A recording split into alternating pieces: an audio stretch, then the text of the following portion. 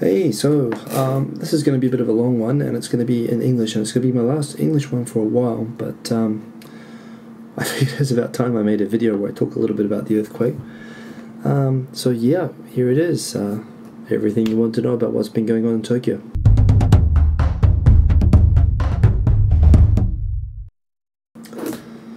So my apologies in advance for this being a long video. I'm sure you can already see by the time thing down the bottom. I'm guessing this is going to be long. I haven't planned this at all. I'd usually take some notes or something for this, but this is going to be just thinking it up as I go along. It's been a really strange month, and it's been more than a month since the quake now, and I made one or two quick vlogs during that time, but basically, I think what happened, particularly with people in Tokyo, I mean, really everyone throughout Japan became very energized, I guess is the word. It's funny, I mean, when you live in Japan, and when you plan to live here long term, you accept that there's a 100% almost certainty that you're going to be involved in a major natural disaster, probably an earthquake, sometime while you're here. And so I suppose, yeah, well, I mean, it's part of living here. If you can't handle tremors or earthquakes, and a lot of people can't, and there's nothing wrong with that, you know, they don't hang around very long. But of course, you know, what we had was something unique. And so I guess the first thing is the day that it happened itself. There's one thing, I'm always at pains to explain this to people, how it's understandable. The media uses magnitude as a way of measuring earthquakes because it's a common standard used by all countries. But people have this mistaken idea that magnitude measures the shaking of an earthquake. And that's not true. Well, it's not exactly true. If you imagine an earthquake as being a bomb that goes off underground, the magnitude is the size of the bomb that went off, but depending on how deep it is and what kind of soil there is or whatever, how much of that explosion, how much of that energy actually gets transferred to the ground as shaking can totally vary. So sometimes you can have a big magnitude and a small shake, and sometimes you can have a small magnitude, but it can be so close to the surface you can get big shaking. And in terms of what really matters, in terms of how much damage is caused and how it's felt, you know, the shaking is what matters. The magnitude doesn't really show that. So Japan has a scale, and it's a wonderful scale, and I really wish that all countries around the world would use that. I mean, there are different variations of it, but people don't really understand the ones that they have. But it kind of works like this. You have, it's called shindo. Shindo just literally means shake, shaking level. And you know, 1 and 2 are basically imperceptible. I mean, maybe if you're in a tall building and you're sitting down and you're really paying attention, you can notice a 2, but you wouldn't normally notice a 2. 3 is a normal tremor, and I've lived on earthquake fault lines in New Zealand, and I've experienced lots of quakes there. I've probably only ever experienced like one quake, maybe 1 or 2 quakes bigger than a 3 in New Zealand.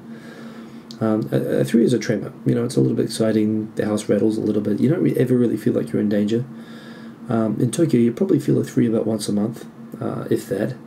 In 12 years in Tokyo, I've experienced the next level up from that, which is a 4. Excluding all these aftershocks, probably 2 or 3 times. A 3 really doesn't do anything. You know, it might knock over something that was, you know, put up very flimsily, but 4 is where it starts to get a little bit scary. Again, 4 generally doesn't do any or much damage, except very superficial damage, but it makes a lot of noise. Doors start to rattle, windows start to rattle, and you start to get afraid. You start to be able to visualize it getting worse. And so 4s are really scary earthquakes. And then from 5 and 6, you have 5 lower, 5 upper, 6 lower, 6 upper. 5s and 6s are basically, 5s can do damage to unearthquake-proof buildings, like old buildings.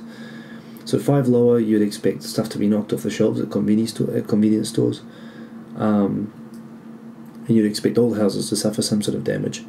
5 plus, you'd expect non-earthquake-proof houses, like old wooden houses, to, you know, maybe have some serious damage, and convenience store shelves get really knocked over.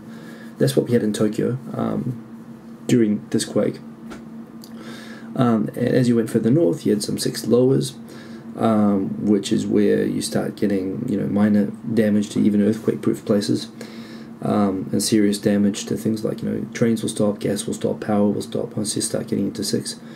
6 upper is as big as you usually get, like for a major once every 10 years kind of earthquake, like the Niigata earthquake about 7 or 8 years ago now, I think, maybe less than that. That was a 6+, and that will even damage earthquake-proof buildings.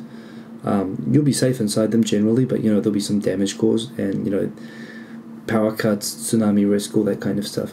And 7 is off the scale. 7 will damage anything. And 7 was what happened in Kobe. And it's what happened in the Tokyo earthquake of 1923, and that's what this was in Miyagi. But what was astounding about it was, because it was such a high magnitude as well, was that it just was a very large shake over a very large area. So although it felt very, very big in Tokyo, I mean, we were 450, 500 k's away from what really happened. As I mentioned in the video I took immediately after, when I had to walk home. So I guess from day one, we had this strange situation where we'd suffered a major, it was in Tokyo, it was a major earthquake. Train stops and people were killed. I mean, I think it was like 7 in total in Tokyo. And nearby in Chiba, there were other people, unfortunately, were killed as well from some building damage. All the trains stopped, the phone stopped working. And it was like being in a movie. I mean, it was amazingly just quiet and orderly and peaceful, everyone just walking quietly home. As everyone in Tokyo, I think if you live in Tokyo or any city in Japan and you rely on public transport, you always talk about the scenario, at least if you're married. Maybe not when you're single, you don't care so much, but for me, we'd always talked about what we'd do the day that will come when the trains stop and we have to walk home. I had to walk just over an hour home, so I was relatively lucky. Lady at my work, for example, she had to walk to Yokohama, and she's a single mother who had a child in daycare, and she had to walk 9 hours. So she left at like 4 and she got to the daycare at 1 a.m. and where the daycare fortunately stayed open looking after her daughter. But this is the thing you hear just when you think you've got it bad, which I never thought I had it bad. But it's amazing the stories of people who walked for, until midday the next day. Sometimes, people walk more than 12 hours and they just walked, they didn't complain. They just knew they had to do it and they did it. And, people messed up their feet and their legs because just from walking so much in work shoes, not in comfortable walking shoes. But through all of this, it was funny. I mean, like I said, it was like going to a sports game, just with the masses of people going down these roads. And they were asking, police for directions, because some people didn't know how to find their way to their road without the train line, so they had to figure out which road the train line ran down, underground, of course. But yeah, it was a surreal day. So I, in my own case, I managed to get in touch with, fortunately my son was ill at home. And I was babysitting him that morning. I'd just gotten into work, and but I knew where he was, and he was with Grandma. They were both scared, so I waited a little bit for the coast to be clear, and I went home. My wife works on one of the reclaimed islands in Tokyo Bay, and there was another interesting story which hasn't really come out, which is about what's happened with a lot of the areas around Tokyo Bay, which is that they're built on this reclaimed land. They're basically swamps or sort of artificial islands, which the quake in Tokyo was big enough that it actually turned them back into swamps. It's a lot like what happened in Christchurch in New Zealand. And so there was a fear of the island sinking, almost literally, which you wouldn't want to be in the subway, obviously, if that happened. There was also the fear of tsunamis coming into Tokyo Bay, and there was about a meter-high tsunami, which is basically, as you now all know, it's not a wave, it's like a tidal rush, which again would have affected these islands pretty badly, so and all the coastal areas. So they decided they weren't going to let anyone out of my wife's building, and she had to spend the night there. Which was distressing, I suppose. I had to be at home with Junior and look after him. So she had to get home the next day. And even then, I think the trains weren't running. She had to. She ended up cabbing. She was able to get a taxi the next day. But Yeah, and it was kind of funny for me because I really appreciated one thing. I mean, I super appreciated the internet and this means of communication. I realized with the phones being out and everything, I mean, Twitter was working. The internet was working when the phones weren't working, the landlines weren't even working. And you could get and swap information very quickly. And one thing that I remembered about the Christchurch earthquake, where my grandmother and my uncle were in the very badly affected area of that, unfortunately. And this happened 2 weeks before this quake. And I remember because it happened during the day and everybody was out, I spent this horrible 6-hour period. I must admit, I was still kind of traumatized by it a little bit at the time that this happened. I'd never experienced anything like it where I really sympathize with people overseas with loved ones in Japan who, I know you feel bad when you're not in the quake, but you kind of feel wrapped up in it. And I really experienced that with the New Zealand quake, maybe even more than the Tokyo quake, because with the Tokyo quake, I could confirm that my family was okay right away. Whereas with the New Zealand quake, it took 6 hours for my, uncle and cousins and grandmother to, walk or be able to get home, because the liquefaction basically made all the roads impassable. And that time, where you hear about this massive quake and all the videoing, New Zealand was only in the central business district. And it was, mind-boggling what had happened there. I mean, this city was built. Nobody thought that there would be earthquakes there. And all the buildings there are 160 years old and then they never had an earthquake before. And they all just crumbled. And it was clear that a lot of people died and that it was a very serious earthquake. And not being able to confirm that your loved ones are okay for a few hours was really heavy. And it's amazing because, I had more information from the internet and the live TV feeds in my office in Tokyo than, my uncle had on the ground with all the power cuts and phone lines not working and everything in New Zealand. And going through that period of not being able to confirm, I mean, we've had my mum in Brisbane experienced the Brisbane floods 2 weeks before that, but we were on the phone the whole time and I was able to confirm that we were okay. I mean, our house was briefly an island in the middle of the Brisbane River. So it's like my family's being targeted, actually, but but yeah, in all those situations, and the tsunami in Thailand, my dad was in Thailand, so I was able to confirm quickly everyone was okay.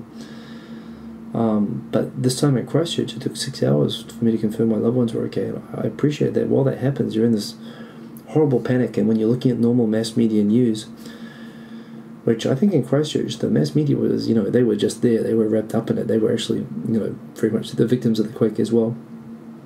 It wasn't sensationalist yet. They didn't have the ability to get to that point yet. But the point was, it's funny because you're not interested in how many people died and what magnitude it was. You want to know, are your loved ones there okay? And the more that you see all the people talking about how big it is and how bad it is and the more damage that they show you, the more of a panic that you get into. And I was in a full-on panic, and I had to stop myself watching the news about Christchurch until and just slow myself down from calling New Zealand. Because I was just working myself up into a kind of a panic, and so I understand a lot of people with loved ones in Japan. A lot of kids like to come to Japan. College-age kids, and I know there's a lot of families who would have been very worried just for that time when their kids were out and they couldn't confirm whether they were okay or not. And that's not just Tokyo. I mean, that's going all the way up north, and up north. I know of cases of friends in Japan who have girlfriends and loved ones up north where they really couldn't get in touch for days. And just from what I felt going through a few hours, it's fair to say, and this is why I think a lot of the people who wrote in Quakebook, which is something I'll get to if I don't remember to get to it, the Twitter guy, Ourmaninabiko, wrote this fantastic thing. It's a bunch of blogs about the earthquake and the experiences of it, and a lot of them were written by people not really in the affected area, which probably, if I hadn't been through the Christchurch thing, I wouldn't have appreciated so much, but I really do notice the fact that you can be, it's amazing in this day and age, information goes so quickly, it goes faster than your own personal communications with your loved ones can go, and it means that you can really be a participant in these kind of quakes from far away. So it was a strange thing. So I realized straight away the first thing I wanted to do was assure everybody who knew me that I was okay and that we were fine, and really that Tokyo was fine, because I suspected, and this proved to be right, that people would, as often happens, people don't really know Japan very well outside of Japan, and they tend to over-focus on Tokyo. And the immediate presumption would be that all this was just happening in Tokyo when it wasn't happening in Tokyo, and it's important for people to understand that. I mean, it was, but, you know, by comparison with what was happening up north, I mean, with the tsunamis and everything, it just was nothing in Tokyo. So it's funny, we had this first day, which was remarkable. It was on a Friday afternoon, which was good in the sense that, you know, everybody just went home early from work that day and would, you know, look at things over the weekend and decide what to do. There was no real panic on that Friday that I noticed. Nobody was talking about leaving Japan. Everyone was very, very concerned about what was happening up north. I think it was late on Friday that the rumours about the Fukushima nuclear plant started to go around. And it was on the Saturday that things really changed. And it was...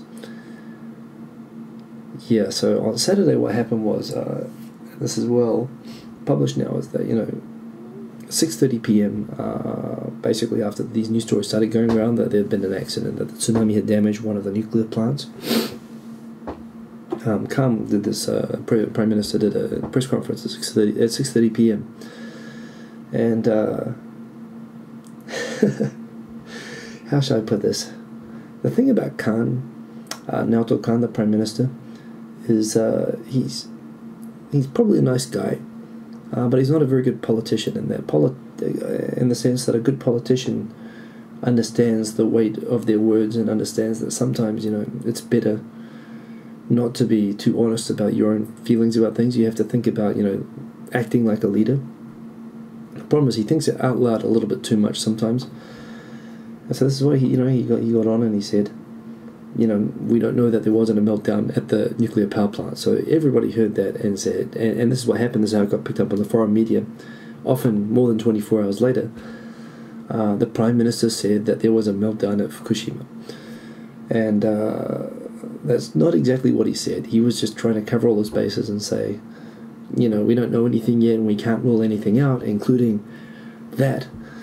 But the reaction to that was a mild form of panic.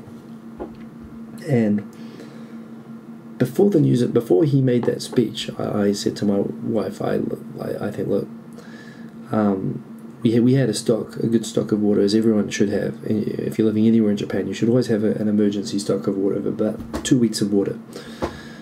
We already had a good stock, but I kind of said, well, yeah, if this is a situation that we have to close all the doors and windows and not use the water for a while, you know, I want to go to the supermarket now. I'm not even going to wait for the Prime Minister's speech on this. And my wife, who works in a company that's involved in engineering nuclear power plants, was like, you know, wait, don't rush or be silly. Let's just see what they say. And, you know, he said the bad news, and Australia, I said, can I go now, honey? And it's funny, I and everybody else in the neighbourhood pretty much went out at the same time as soon as Naoto Kan finished his speech, and nobody ran, everybody was walking very quickly towards the supermarket, and everyone at the supermarket was very quickly grabbing 2-litre bottles, first of the water and then of any other drink that they could get, and some people getting bread and rice and stuff like that, staples. And what was funny about that the first inkling I had about the great gaijin panic that took place was as I left my building, where there are some foreign residents in my building. I was overtaken at one point by 2 Germans who were in full weatherproof, you know, like full cross-country backpacking kit. Backpacks, kits and everything. They were speaking German, so that's how I knew that they were German. And they were running, and where everybody in the neighbourhood was like going to the end of my street and turning left towards the supermarket, they were running and they turned right towards the main road, and it was pretty obvious that they had packed. Within 15 minutes of hearing the announcement by the Prime Minister, they were packed and heading for Germany.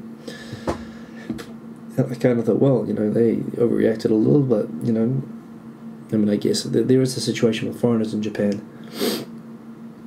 I mean, even myself, I speak Japanese pretty well, but, you know, even speaking Japanese and working at Japanese companies, really to be comfortable watching the NHK news, it took me like about 5 years of really forcing myself to watch the news and to try to understand it. It took me 5 years before I could really watch the news comfortably.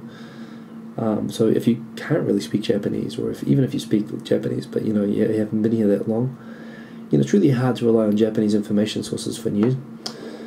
So So I understand you're in a very scary situation. There's been a big earthquake, and there's a lot of uncertainty with the nuclear power plant. And I understand why a lot of people would have reacted the easiest way, that if they haven't been here very long, just go. Why take a risk in a country, in a strange place where you don't know anybody? And that's what a lot of people did. A lot of people that night rushed for the airport, and it became clear over the coming days what happened within the foreign community.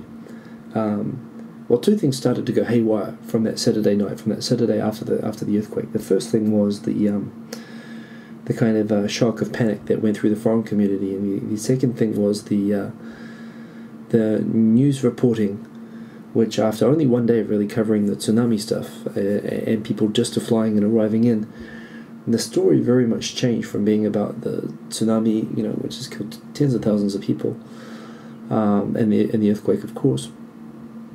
And it switched to being about the nuclear accident, which no one really knew very much about. But this is where there's been a lot said about this, and I was for a time. The problem that I was suffering was that news sources which I considered to be reliable in English, CNN less so now than it used to be, but BBC, well, I could talk a little bit about the BBC.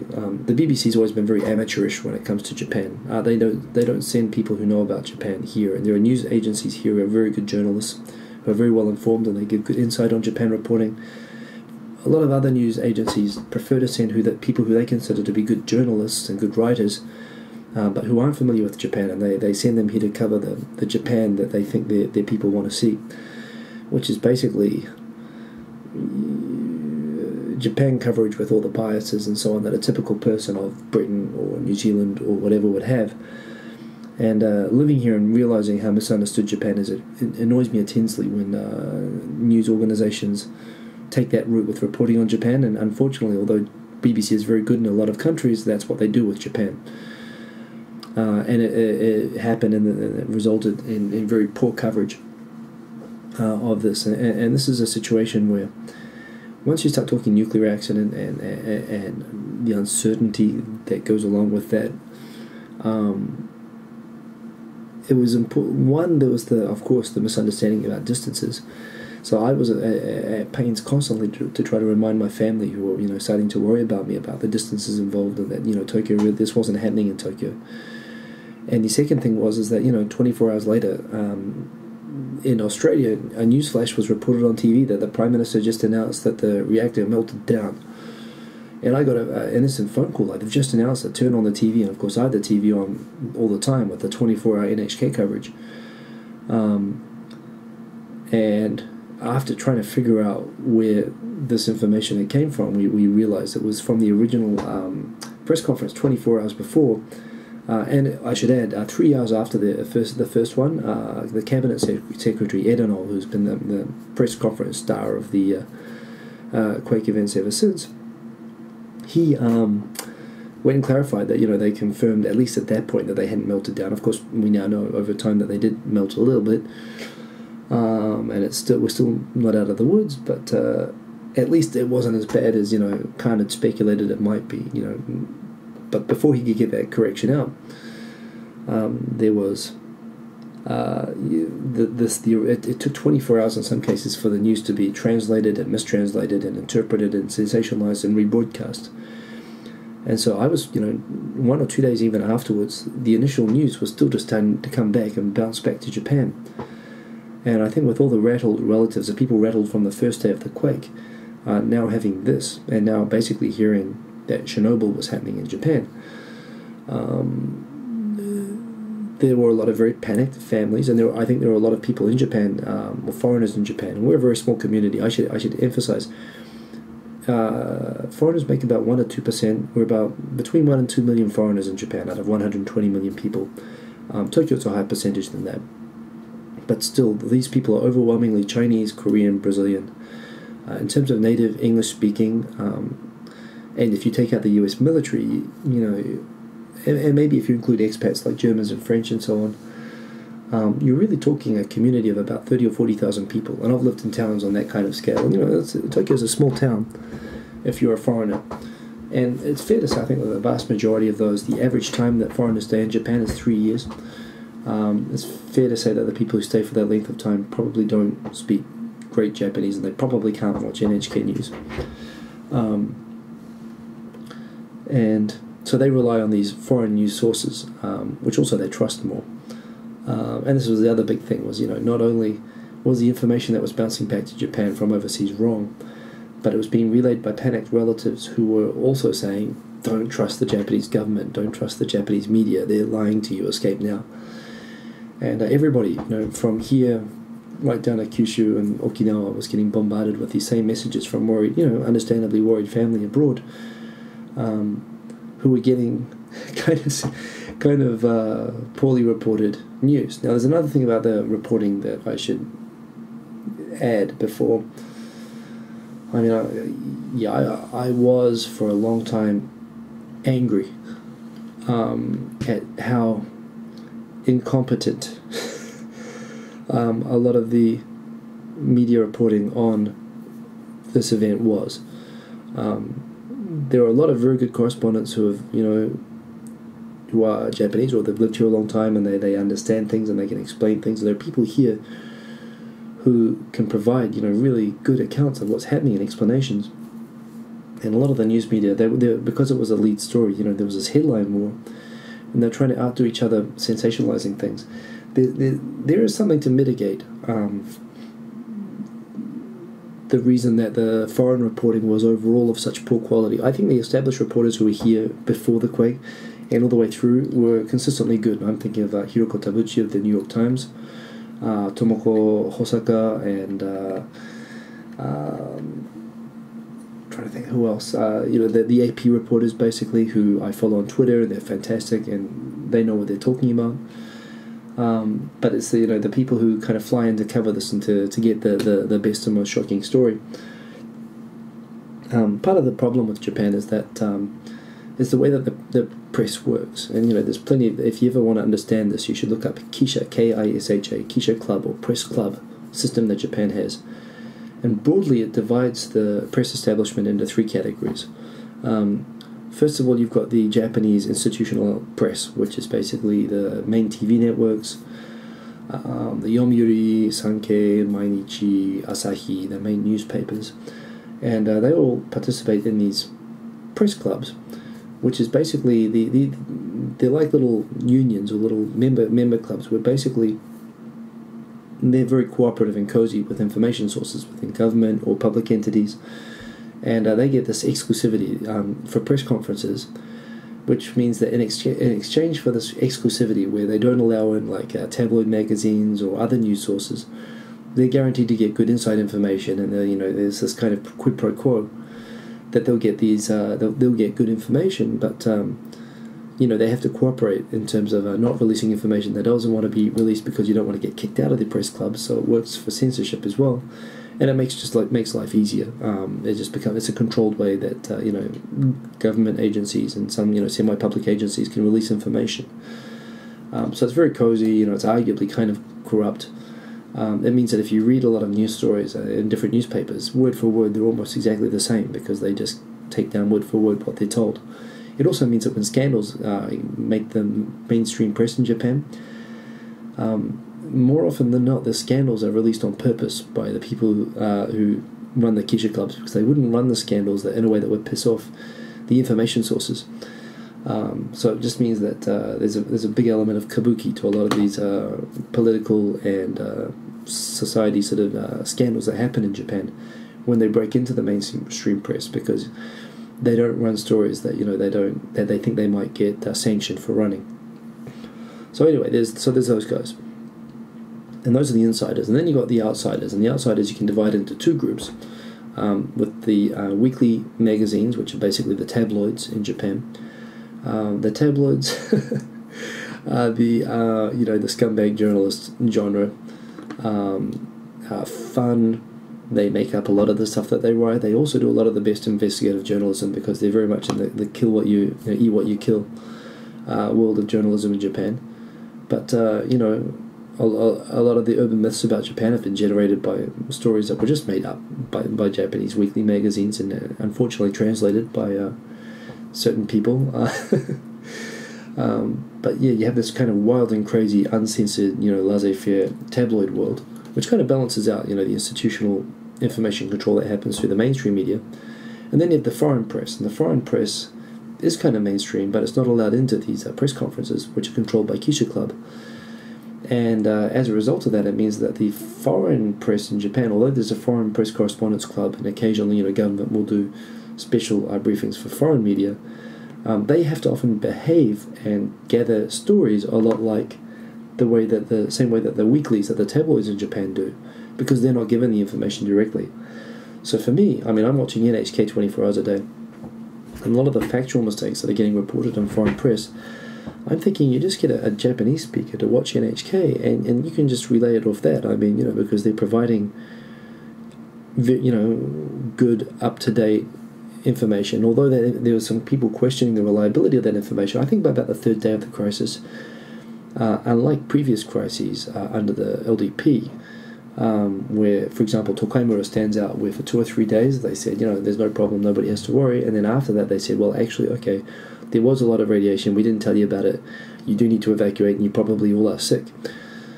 This happened back in 2002, and there have been a few other historical incidents, like, for example, with the Minamata poisoning, environmental accidents, where governments have cooperated to withhold information that resulted in suffering and led to mistrust. It happened with the Kobe Quake as well. So the mistrust is definitely, there are precedents for it, and it was justified, but I think it was realized pretty quickly here that information was being fed out to the media in a very unfiltered way. This is where even TEPCO, which I know is getting beaten up a lot at the moment, they made mistakes with data that they put out because they weren't taking the time to check it properly, which, although that in itself was kind of disturbing and upsetting, it shows that they were just throwing information out there. They were passing information on as they were told to.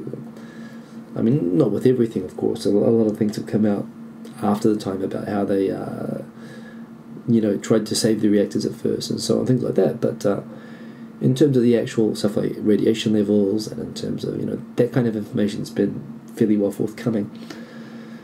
But anyway, my point of all this is that the problems with the quality of information that was coming from foreign press was partly because I'd attribute it to 3 things. 2 things are because of the foreign press themselves. One, that they sent people to Japan who didn't know Japan, but they wanted to send their big name journalists here to cover the story. And even if they don't know a lot about Japan, and they couldn't figure out themselves what was going on, and they had to rely on other people to do that. The second problem was, again, from foreign press, was that they very much turned out to be this kind of headline war. Who could get the "it's melted down" headline first or whatever. And every time these new 7 o'clock news headlines came out, everyone living in Japan was getting these floods of panicked phone calls from overseas, which I know for a lot of people, were the most traumatic part of this whole thing. Was the daily bombardment of friends and people abroad, genuinely worried and based on the information that they had, reacting appropriately, but just insane pressure to panic, to believe that something worse was happening than what really was.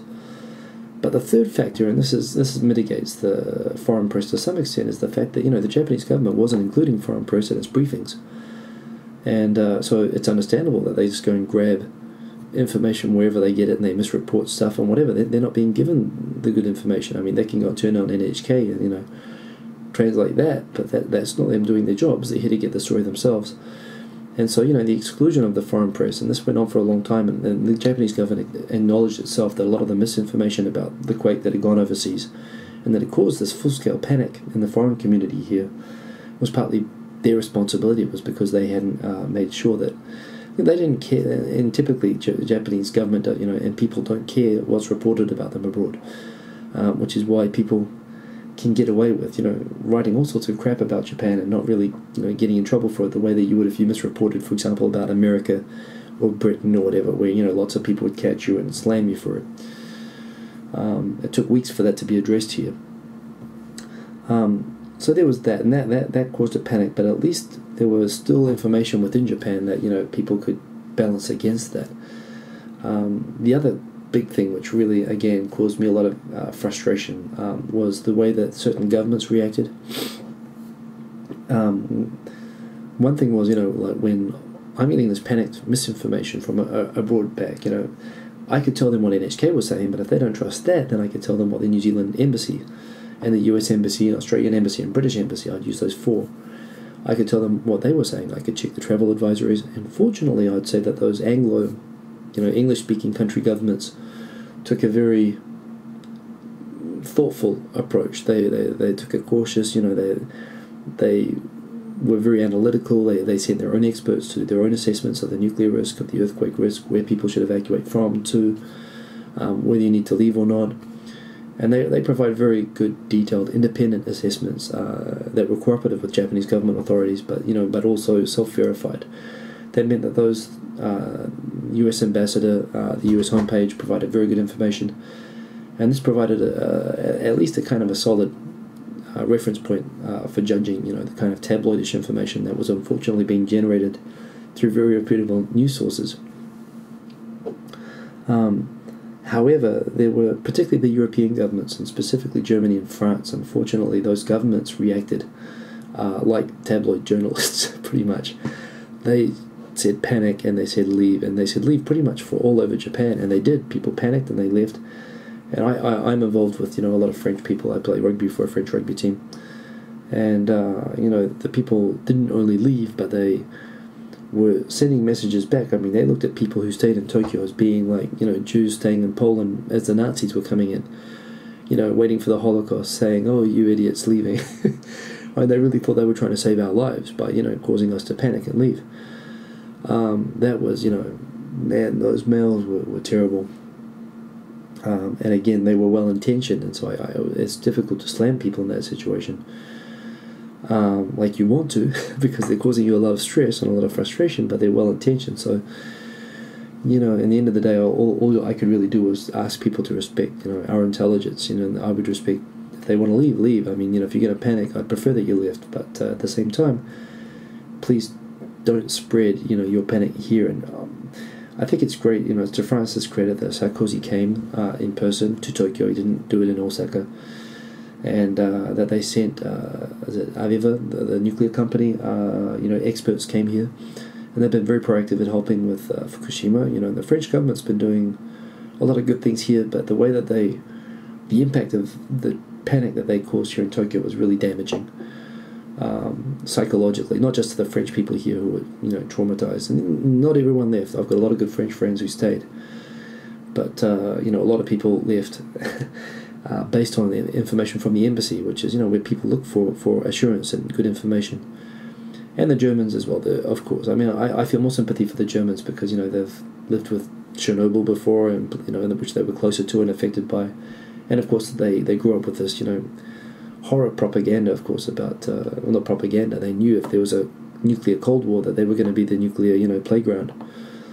So, they're afraid of nuclear accidents, which is understandable and whatever, but, I think it's fine. If you want to leave. There's this whole mocking of Flyjins, this whole Flyjin thing about the pussies who panicked and left, for no good reason, but, I think there's lots of people who had very thought out reasons for leaving. Certainly, I think you're in a situation where information, you start to understand, it's the first time I've really understood this, how information is really life in this kind of situation. When you're in a disaster situation, you don't care what the death toll is, and you don't care, what the casualties are or whatever, but you do care very much about what you need to know in order to, moment by moment, how do I need to prepare, what do I need to be careful of. And the Japanese media was being very good at providing that kind of information, whereas the foreign media was being very good at providing biggest disaster in history, the next Chernobyl, the next whatever. And they were leaving people confused and without the information that they needed. I guess this is a thing, CNN, they look at themselves like when 9/11 happened in New York, they were very cooperative with the authorities over there. And it's because they were experiencing it the way that, I'm experiencing this whole thing over here. They were wrapped up in it. And, death tolls, they don't matter. They were trying to get people the information that they needed. But I think when you go a bit far away from home, when you feel less connected to the location, it becomes easier to get wrapped up in these headline wars, which is what happened. And yeah, it was just kind of hugely stressful. So we were left in the situation in Tokyo for that week afterwards, where at the same time as, you know, many people did suffer damage. I mean, there are parts of Tokyo which suffered horrible liquefaction, and there's a suburb called Urayasu, which is Chiba Prefecture, but it's 20 minutes east of Tokyo Station. We have friends who lived there who didn't have power, so they had power but not water or gas for like 2 or 3 weeks afterwards, because their houses were just floated off their foundations by the swamp rising up through the concrete. You know, insane stuff out there, you know, and it's exactly what happened in Christchurch. People didn't die, but it was still, you know, serious stuff. But at the same time, of course, you had the horror of what had happened up north. And so we were, Tokyo was getting daily large aftershocks. There was this kind of haze of war kind of feeling about, you know, about this risk by the nuclear power plants, and not knowing, you know, when it's going to come to, you know, if it's like a war starting just out of town, and you're sitting there not knowing if you should leave or not, or if it's, you know, you're going to get wrapped up in it or not. And it's funny what happened in this. I was having a conversation with most awesomest jest, and I only remember his real name, and I can't remember his handle, and I won't say his real name because he doesn't use his real name on YouTube. But David, I can say that. We had a great chat in the park for a few hours, about a week and a half after this, and it was like, one thing I mentioned was one of my favourite lines in any movie was on Wall Street, where at the end of the movie, when Charlie Sheen, who, you know, incidentally was having a meltdown of his own at the same time, there's a line when there's an old loser guy in the corner of the office, and it's just when he's coming in and the SEC people are about to arrest him for insider trading and so on.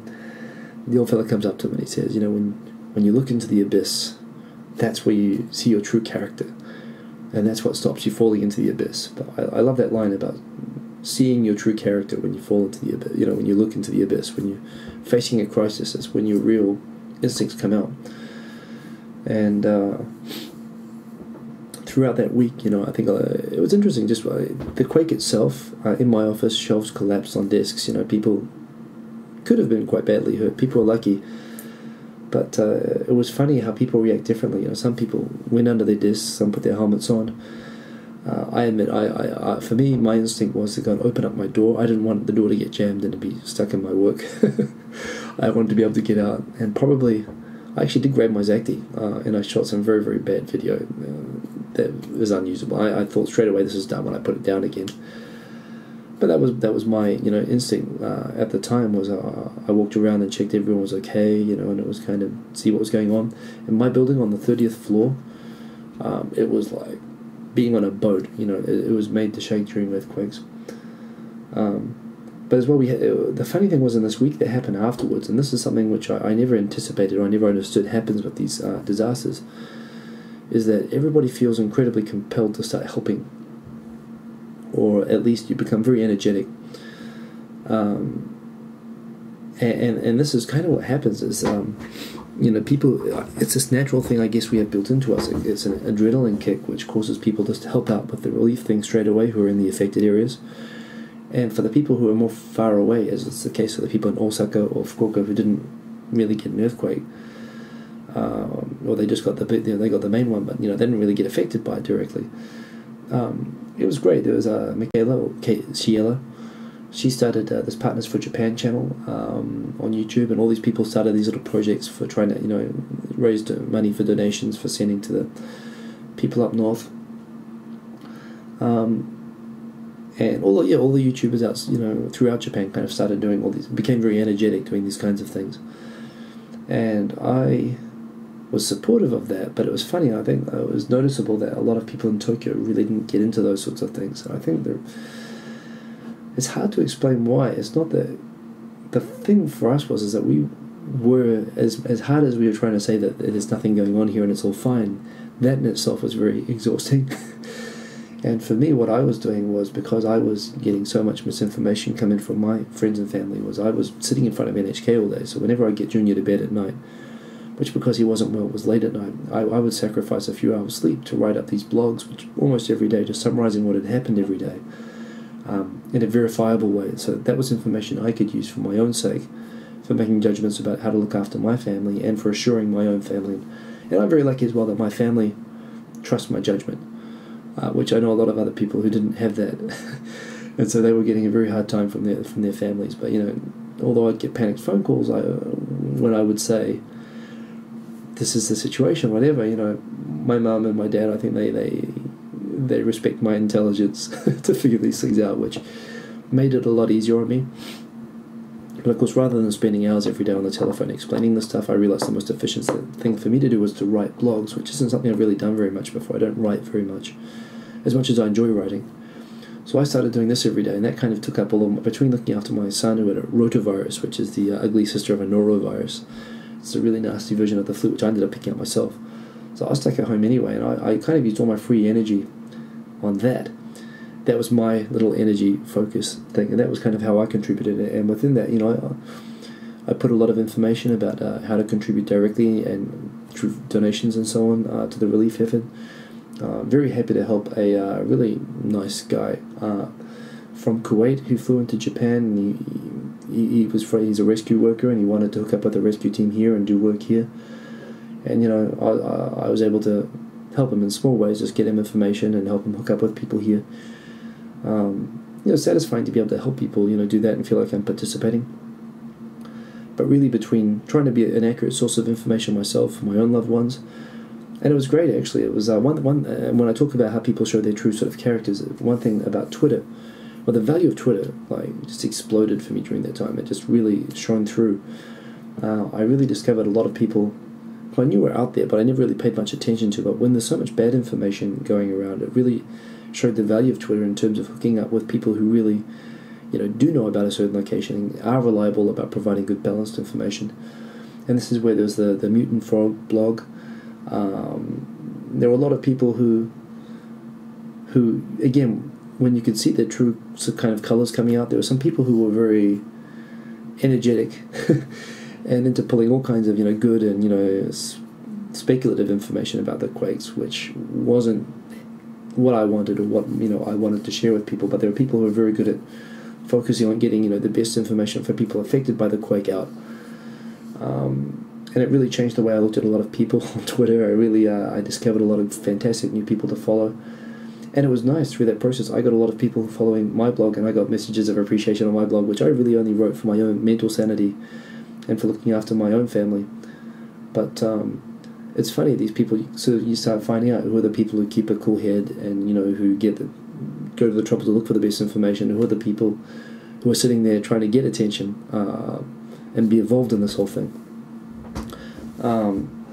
It's probably unfair to say. There's nothing wrong with getting attention. I think I'm doing this. We all have that kind of instinct to a certain degree. But there's a difference between doing that in a good way and trying to provide what the best information you can find. Like for example, stevenagata, who was tweeting a lot and he was on CNN a lot. Gakuranman, I think, also made a good effort to try to get good, accurate information. Although he also wasn't shy about also putting up some, rubbish stuff, which I think he knew was rubbish as well, but just trying to put out all the information that was going on it. But yeah, he took a very studied approach to it. And there were other people who just, were plainly waving their hands, just trying to get attention as being, in Japan and talking about, extreme scenarios, and they got attention, they got phone calls from the news agencies. I got invited to do interviews as well through CNN and BBC, but I was busy looking after my son. When I finally had the free time to do it, it was too late anyway. But yeah, it's terms of it changed the way I looked at some people. But yeah, I really found a lot of people now that I really respect and I really enjoy following as a result of this. So that's been really interesting anyway. So there was about a week. I think most people took a week off. A lot of companies relocated during that time, although mine didn't. My company remained open. And it was about a week after that I probably started to get, when I went back to work and I started talking with other people about how they'd experienced this, that I started to realize, one, how exhausted I was, because I barely slept that next week, and just sharing those common experiences, just the fact that all this kind of frustration, which on Twitter or my blog, that sometimes you just want to vent and you want to say, these idiots, what are these people doing, or whatever. I vented one thing on Twitter, and it was I retweeted a tokyocooney tweet, which I completely agreed with. I've been dealing with these, people who are literally telling me like I was abusing my family by staying here, and just, and I wanted to reach through my computer and grab them and physically harm them. The frustration that they're causing me with these emails that I was getting, and these weren't my family. And it was after reading that I saw tokyocooney say, message to all people all leaving Tokyo, you are a pussy. Which is what I wanted to say, but I couldn't say to my friends, and it was the first time I laughed about this whole thing in so long. I retweeted it, and I realized straight away that there were a lot of people genuinely worried about their own families, and so on, who took it the wrong way. There were some people who definitely deserved to be told that. But yes, it's definitely wrong to say it to everyone. In my own situation as well, if I wasn't so well established and that I didn't have information on what was going on, and I had a family, sure, going home was the right decision, but I wouldn't question that. But, I'm very deeply established here, and my wife is working, and my son didn't even have a passport, so we couldn't travel until we got that. And that was interesting as well. Although everyone was, again, keeping very calm and orderly, I can tell you at the Japanese passport office, there was a very, very long queue. And I took a video of it as well. I didn't post it because I was worried. I'd started to see how some people posting video, like on YouTube around that time, of food shortages, for example, which they were mild. There was no situation that you couldn't get food or drink, but certainly there were empty shelves, and there were certain items which were selling out and not being restocked, because of the problems they were having with supply. And some of those videos were getting picked up and used in the media to reinforce the story that Tokyo was in a panic, which was incredibly annoying. And I decided straight away, even though I took this video, which I may repost which I may post at some point, I didn't want to post videos that I thought would be misused in that way, or which could be picked up in that way. As exciting as it is to have your clips, picked up by major news, I was beginning to become very aware of how that kind of information was being misused, and used to reinforce stuff which we're all here. We're trying very hard to sort of, we wanted the foreign community here to be as calm and, thoughtful, even if you leave, just to do it in a thoughtful, rational way, as the Japanese population here is. And, a lot of the Japanese population here is nowhere to go either, but, everyone was just, very composed about the whole thing, and it was very frustrating being half in that Japanese world and half in the foreign world, which was just in a panic, which I think, if Paris or New York were to react the way that the French community reacted, for example, within Tokyo, people would die. It was a serious mass hysteria, and it was very distressing to see. And so the only solace being that the foreign community in Tokyo represents such a small town, at least for people like me. So yeah, it was good to talk with other friends about the whole thing, kind of just, again, vent and rationalize and share stories and hear some stories of, real hardship and heroism. There's guys like Crappy Cartoons who've been, and Fat Blue Man, who I think also has been driving supply trucks up north. Just the public spirit in Japan of people, immediately going and making these donations, as we did. We had some extra supply of nappies and water that we had saved up ourselves, that we donated, and all the while having this thing which is still ongoing, the uncertainty about the nuclear situation. And particularly we had one day which I admit freaked me out. I considered seriously leaving at one point when the water supply in Tokyo was contaminated by radioactive iodine. It became, by Japanese standards, unsafe for infants to drink. It's interesting, by European standards it was still safe. Japan adopts a much more conservative standard than America or Europe does. But the standard's a standard, and when they tell you that the drinking water, which when you've got my son 16 months, so we still feed him bottle, we still give him a bath, he still drinks lots of water.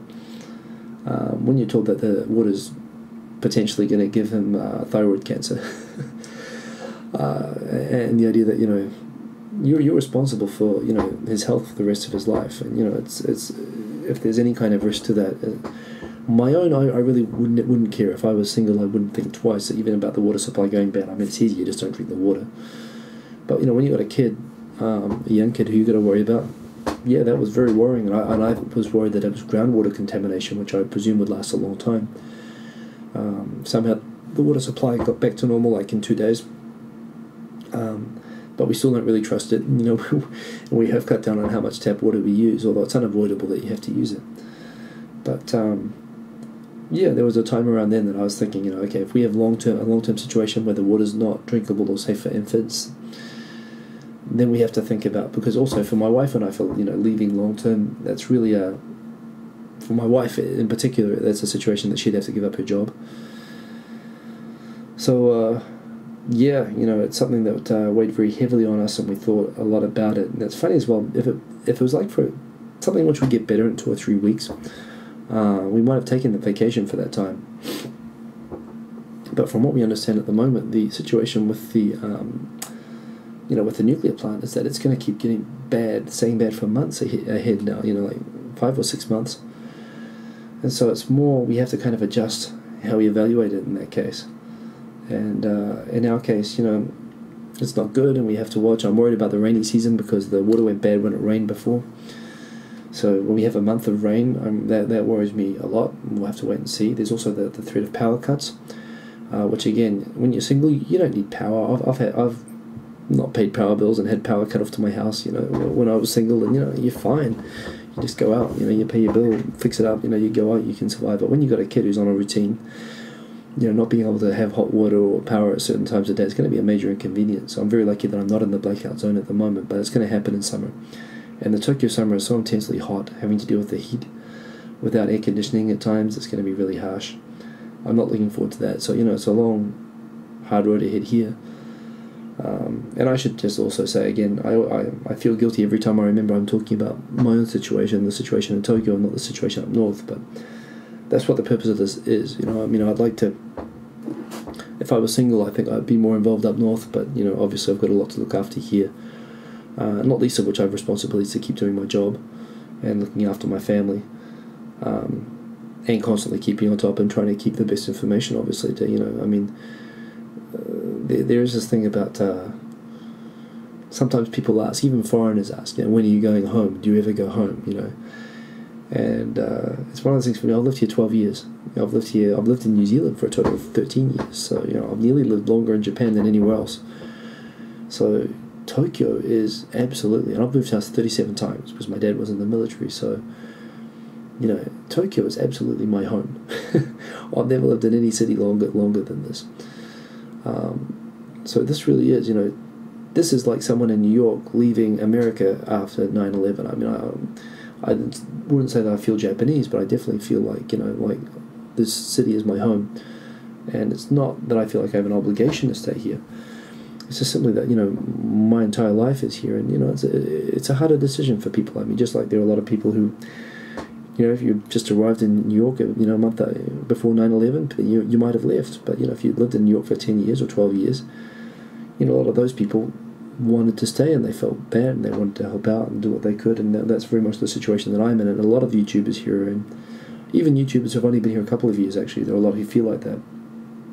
But, yeah, you know, it's a tricky situation here. So where does that leave us? We're almost on an hour. This is insane. This is the longest video I've ever done, and I will not make a video this long again. But where this leaves us now is, first of all, it's very much damaged my impression of the press. My father, who's military, always had a very low impression of diplomats and journalists, and those are the two professions I really most wanted to do as a kid. At least his impression of journalists, the somewhat extreme things he used to say, I kind of understand now. You know, when you're in an emergency situation, you don't want critical information. I mean, it's strange to think this way, but, you know, when you hear people complaining about the government or TEPCO or whatever, we're still in a situation that they're the only people who can look after the situation. And I figure, you know, all the punishment and, you know, all the reflection and so on can come later. But at the moment, I don't want those people to be distracted from their job. And so it's funny. I must admit, I feel pissed off when I read foreign journalists trying to get these scoops on stories talking about, you know, how bad so and so is, or how corrupt so and so is, or how incompetent so and so is. I mean, at the end of the day, again, I know people who are, I'm connected through personal ties with people who actually work on the site. I mean, it's a topic for another video. But people who are actually working in the Fukushima Daiichi reactor right now. nuclear power plant right now. And, I can tell you that those engineers are, they're shokunin, they're the old-style artisans. They take a lot of pride in their work. This wasn't caused by a human failure or a design failure in the plant. It's a very old plant. It's made to a US design, but, the people... It was caused by a huge tsunami and a huge earthquake. And, the people out there are the best people to be looking after it in Japan, and they're doing their very best. And, and just like Kobe, where there was terrible human, messing up, which exacerbated the disaster. One thing that was very reassuring, knowing what had happened in Kobe, and knowing the analysis that had gone into analysing how things could go so wrong afterwards. All the worst things about Kobe, like for example, no rescue for 72 hours, foreign rescue teams being turned away, Japanese military self-defense forces being turned away by the city mayor. Rescue teams with dogs. Dogs were forced to go through a 1-month quarantine. Just insane stuff. And all of that was fixed this time. There were rescue teams within 24 hours on the ground with their dogs, with SDF, which were absolutely needed in this case, just because of the scale. Some people complaining, SDF, where are they? They're not anywhere. They're leaving all these people alone in towns. The 100,000 SDF people were, basically in the rubble, clearing bodies and rescuing people for, more than 2 weeks. And, for a lot of kids, the Japanese self-defense forces, they've never been in a war since they were formed.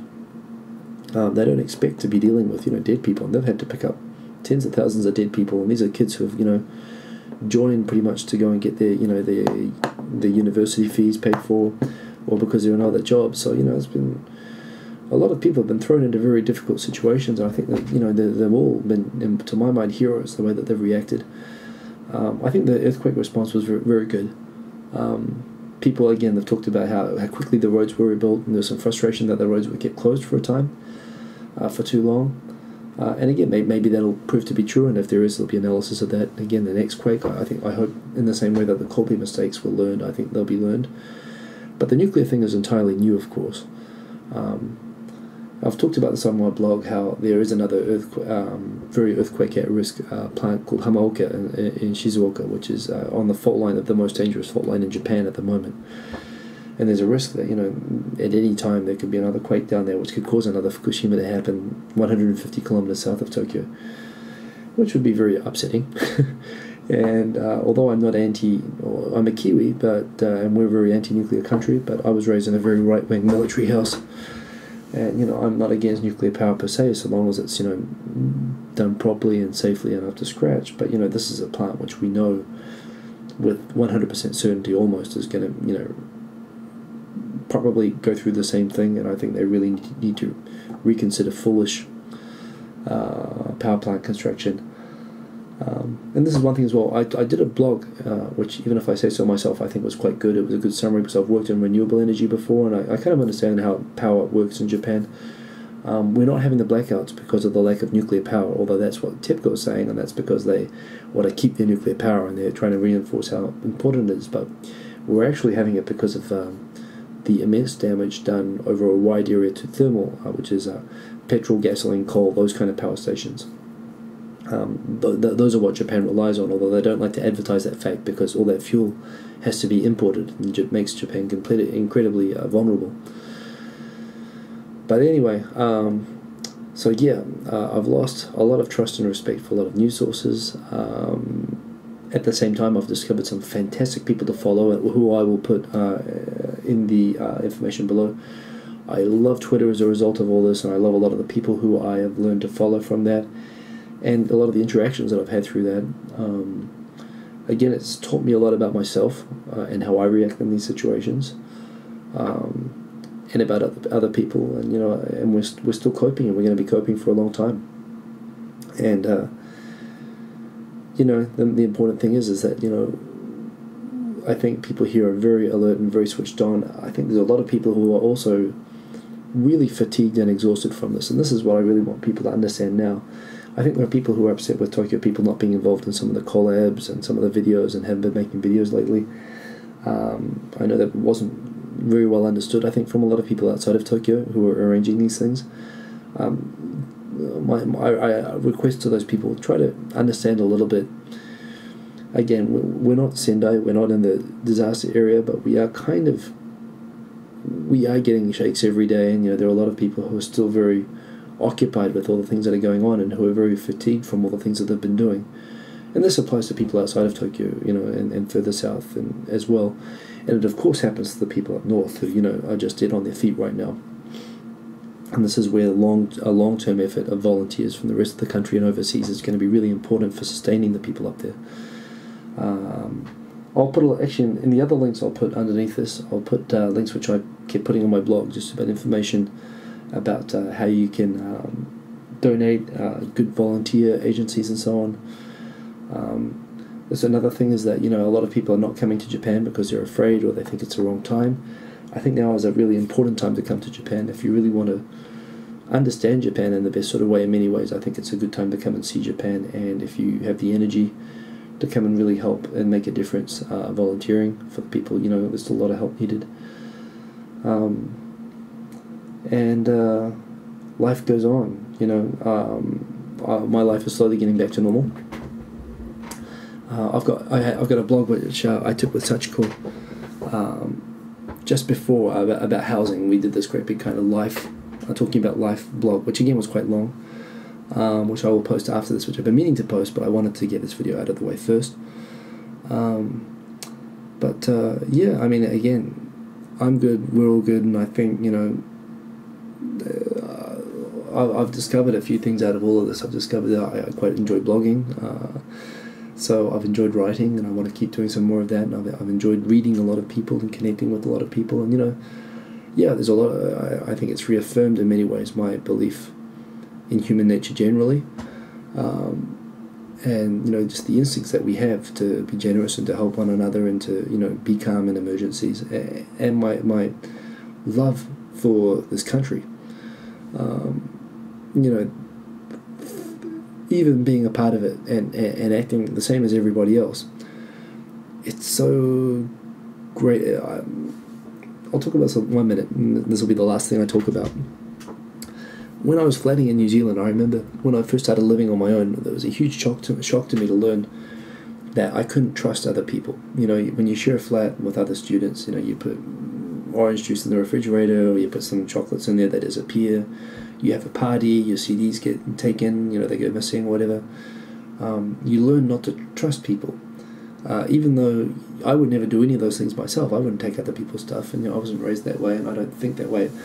You go into the world naively thinking everyone thinks like you, and you learn that other people don't, and you learn to sort of protect yourself. And it's funny, when I came to Japan, and even before that, when I started living with Japanese people in New Zealand, what I loved about Japanese people, and what I continue to love about Japan, is that people here are kind of, I suppose they're mocked by some people for being naive, but for me, people act the way I was raised to think was normal. It's a really simple thing, but you can trust people. People, it's not to say that there aren't bad people and there aren't people who take advantage of certain situations. There are lots of scams going around, around this and so on, but generally speaking, people behave in the way that I would expect people to behave, and they act like me. So I don't know whether that means I was raised like a Japanese person, or whether Japanese people are all just, well raised by parents who care. I guess I was lucky that I had parents who cared about, what I was doing. The point is that, you feel this comfort, and I understand why it's hard for Japanese to live abroad sometimes, because they're so kind of coddled here, because it's so safe and people are so trustworthy. And I worry when I have Japanese friends who go abroad, I worry that, they're going to get taken advantage of and go through the same kind of experience I went through when I first went flatting, about learning. It's good to learn to protect yourself and so on, but, you worry for them because, they live in this place which I think is great because they don't have to worry about that. And again, with this, it would have been a really easy situation for a lot of people to act in a, panicked or irresponsible kind of way. In fact, that's the way, you'd have to presume in New Zealand or Australia. Again, Christchurch was pretty good, I think. But where you presume people to act in a, less disciplined kind of a, less orderly kind of a way. It's not that people are fatalistic or that they're, preconditioned to disaster or anything like that. Like I've seen some people speculate in just rubbish. It's just, it's just bonds that exist throughout the society here that people, people just act with an awareness of the society that they're in. This whole George Costanza, we're living in a society. Japanese really are that, and they understand that, and they act in a way that's conscious of that, and that's the best and worst thing about Japan. It drives you nuts, when you hear, but it's what's best about the place, when you can figure out how everything works, which takes a long time and will cost you your hair. But that's why I'm still here, and that's why I will continue to remain here, and this is why I'm so happy to call this place my home, and that's why I will continue making these blogs, showing you guys why I love this place, and why it is so great. And I will continue doing it through this and through my photo blog, which I've enjoyed doing on Flickr lately, where I can show you through photographs what I love about Tokyo and Japan, and through my writing and through my little tweets and so on. Just if I can share that and spread that sense around, that's really what I want to do. So that is it. That is the longest blog I have ever done or will ever do about this. 1 hour 10 minutes. God. I'll bet you. Okay, we have to do a word for this. It has to be subtle as well. It can't be obvious that people just say, "Oh, that's the word." So I'm gonna be subtle about this. The word is Urayasu. Urayasu is where they had all this liquefaction. Really glad I wasn't Urayasu. Something like that. Just talk about Urayasu somewhere in the comment, and then I'll know you saw all the way to here. There's not going to be many people talking about this. But anyway, thanks for hanging around and listening to me babble by myself like a crazy person. And I will be back. I'll be making videos more regularly. I've got videos in the can. And looking forward to staying in touch. And yeah, good to know you.